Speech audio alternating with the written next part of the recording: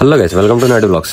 ఈ Rolls Royce car అయితే మనకి మస్కట్ ఎయిర్పోర్ట్ లో ఉందండి. మస్కట్ ఎయిర్పోర్ట్ అయితే చాలా బాగుంది.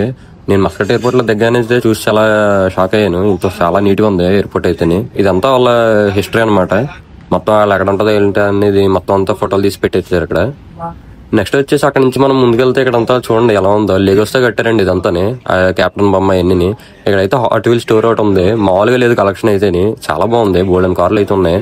హాట్ వీల్స్ కలెక్ట్ చేసే వాళ్ళకి అయితే బాగా అర్థమవుతుంది ఇది ఏంటండి ఇది. ఇంక ఈ ఎయిర్పోర్ట్ వచ్చేసి మస్కట్ లో అండి.